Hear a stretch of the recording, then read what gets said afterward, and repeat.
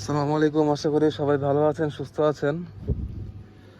তো আজকে চলে আসলাম নতুন একটি ভিডিও নিয়ে। আজকে আমি একটি গরুর সম্পর্কে আপনাদের ধারণা দিব, যেটা দাম শুনলে আপনারা সবাই অবাক হয়ে যাবেন। এই গরুটার দাম মোটামুটি বলতে গেলে একটি ছাগল বা ভেড়ার সমান। এটা ভেড়া বা ছাগলের বড় সাইজের যে দাম থাকে। অনেকেই বলতে পারেন যে আমার কিংবা সাউন্ড প্রবলেম বিভিন্ন ধরনের সমস্যা থাকতে পারে। তো আমি যাদেরকে বলবো যে যতটুকু যত ভালো করা সম্ভব আমি চেষ্টা করছি, আর ইনশাল্লাহ ডে বাই ডে এটা উন্নতি হবে আশা করছি। তো আমার পাশে থাকবেন সবাই ইনশাল্লাহ। আর যেই গরুটার কথা আমি বলছিলাম খুবই কম দামে কিনেছিলাম, চলেন সেই গরুটাকে দেখাই। তো এই গরুটা, এই বাছুরটা যে দেখতে পাচ্ছেন, এটা আমি ক্রয় করেছি প্রায় 24,000 টাকা দিয়ে। এটা একটি বকনা বাছুর। আমার ধারণা হচ্ছে এটি জার্সি দেশি গরুর ক্রস।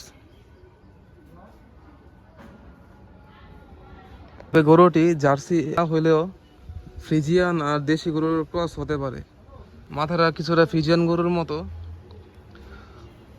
ওর বয়স খুবই কম, আজ থেকে প্রায় 7 মাস 8 মাস হবে। ডিসেম্বর মাসে শীতের সময় ওকে আমি ছোট বাছুর অবস্থায় ক্রয় করেছিলাম, একবারে ছোট সাইজে ছিল।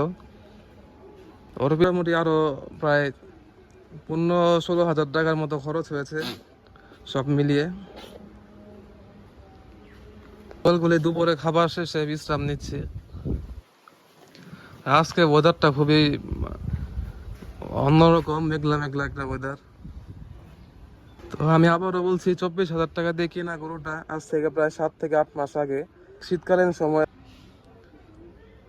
তো বকনা গরু পালার সুবিধাও রয়েছে, অসুবিধাও রয়েছে। সবচেয়ে বড় অসুবিধা হচ্ছে অনেক ধৈর্যের প্রয়োজন। এই সমস্ত গরু হিট আসতে আরো প্রায় 4 থেকে 5-6 মাস চলে যাবে। তো যাদের ধৈর্য আছে তারাই কেবল পারবেন ছোট ছোট বকনা সাইজের গরু পালন করতে। আর যাদের ধৈর্য কম তারা চাইলে গাভীর গরু পালন করতে পারেন। আর এটা হচ্ছে আমাদের খামারের ষাঁড় গরু, শাহিওয়াল। তো এটা কত দিয়ে আমি ক্রয় করেছি, কবে কিনেছি, ইনশাল্লাহ সবই বলবো। যদি আপনারা জানতে চান তাহলে এই ভিডিও কমেন্ট বক্সে কমেন্ট করতে পারেন। সব সময়ের মতো আপনাদের কাছে দোয়া চাই যেন আল্লাহ এখানে বরকত দান করেন এই খামারে প্রত্যেকটি গরু ছাগলের উপর। আসসালামু আলাইকুম। প্রায় 20 দিন পর এই ষাঁড় গরুটাকে আপনাদেরকে আবার দেখাচ্ছি।